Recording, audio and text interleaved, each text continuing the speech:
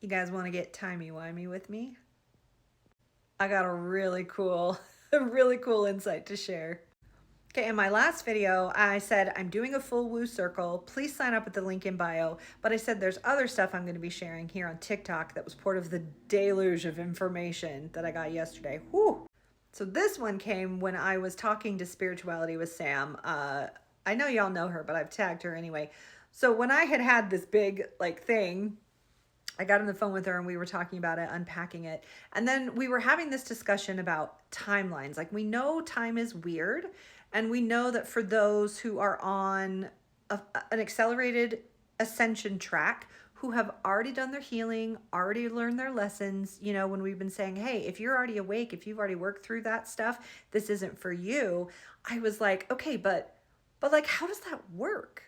Because my perception of the split and of, all this talk about 3D to 5D and all of that, my perception of this is at some point, and not my perception, this is literally what Ascension teachers say, is that the timelines will eventually split. And so you won't be able to see each other. Well, clearly right now we're seeing each other. I am seeing what's happening with the FAFO. But Sam and I were still yeah, but I still feel like those on the so-called higher track are not going to experience that. So how does that work exactly when we haven't yet split? And this reminded me of a post I made a couple weeks ago where I was it was the one where I stitched the Interstellar video with Fire of Leo, where I was like, okay, so if we're not just splitting timelines, there's also an aspect of us looping back in timelines to go and help lift and heal and get everyone on the same trajectory. But then again, I was still but how the hell does it fit in? Just how's it work? Timelines, that whole thing kind of breaks my brain. And I feel like I have a more than a basic understanding. I have a fairly advanced understanding, but I still am but how does that work? Okay, so in the midst of that conversation, all of a sudden I was like, what? And I got this vision of a time. Okay, so I was shown an image of the sun. And if you've seen those NASA images where it's this, the burning ball of the sun, but then there are these, they call them solar arcs. They look sort of like rings of Saturn, but it's the fire and the gases that shoot out from the sun, and they make these arcs. And so I saw that, and then I had this understanding of okay, so here's what happens. So we are collectively in timelines, and we're still in this process of gathering up as many people as we can before the split is finished. So this time period right now is about allowing people to experience what their karma dictates. Hold up, radical responsibility time. I need to pause when I talk about karma.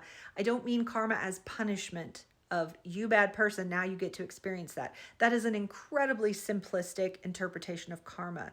While that is an aspect, for the most part, karma just means unfinished business, unprocessed energy, unprocessed trauma, storylines from other lives, other experiences that are still sticky and we're not done yet. If we're looking at this Yahtzee party resurgence scariness, that's a perfect example of oh, collectively the karma of that whole thing is still alive and well, and we got some work to do to clear it out. So then what these little time loops do is it allows those of us who are trying to collectively merge on a timeline to go in a destination. What the time loops allow us to do is that those people who don't need a particular lesson that can be served collectively, our timeline essentially stretches out. It means that our time, no, hold on, processing. It doesn't stretch out. Our time is compressed. Those of us who don't need the lesson, that will be experienced through particular means. Our time will be compressed, and those who need to experience it, they go on a little side quest. While we're still technically part of the same timeline, their time, while we're compressed, theirs extends sideways. And they go in this little loop and they experience whatever it is they need to experience. And along with that came this crazy understanding of that's how collective and individual timelines work. We are still collectively going in a direction, but not everyone needs to experience the same things. And so I think the whole thing that's gotten us off track is we've been calling them timelines, and then we're but we know time's not linear. But whenever we hear lines, we think of train tracks. Am I on the track or not? Am I going to 5D or not? Why do I see chaos? Why are some people suffering and some people aren't? What the fuck? And yeah, time's not linear, it's flexible. And not only in terms of we can bend and get timey-wimey, but Time can be compressed and time can be stretched out. I know that's a lot. Let the energy of that sink in while you process that. I actually talked about that in a video from like way back when I talked about an AI timeline. This is so long ago, I didn't even have bangs. It's from like over a year ago. And in a client session, I had gotten this insight about, there was a lot of fear at the time about AI and the apocalyptic, potentials. How is AI going to destroy us all? And I got this insight where I was told that there are some people who are going to go in a parallel timeline where they will go through and experience the AI uprising, the AI, like all the scary sci-fi shit that people are afraid about. They're actually going to volunteer and break off and go do that thing. And they're going to experience it. And then it was like a total, like Neo in the Matrix revelation where it was like, they're going to figure out how to not make it happen. By experiencing it, that's how they figure out how to not make it happen.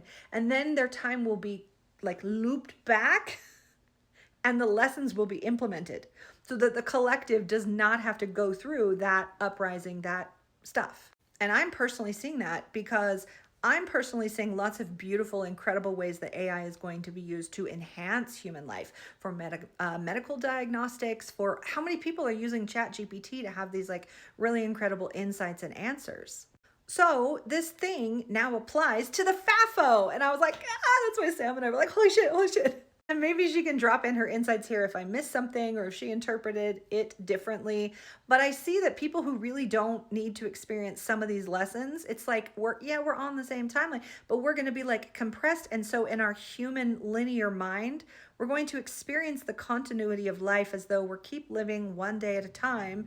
And it will appear to us as though, well, what were those people freaking out about? That thing didn't actually happen. Meanwhile, people who still need that experience for whatever reason, their timeline is going to arc out. They're going to experience it. And their time is going to, it's almost like we're frozen in time, almost like we're frozen in time. And so by the time they come back, we all just like resume at a regular pace. So I'm sure I'm just barely like getting at the surface of this thing because this is so big and it's a lot. And if you don't get it and it's a lot, understand. So let it sit with you. Let the energies integrate, like just sit with it, plug it in, play with it. These are all theories, but this was a huge download, huge insight that it answered so many questions for me. Wow. Okay, what do you think?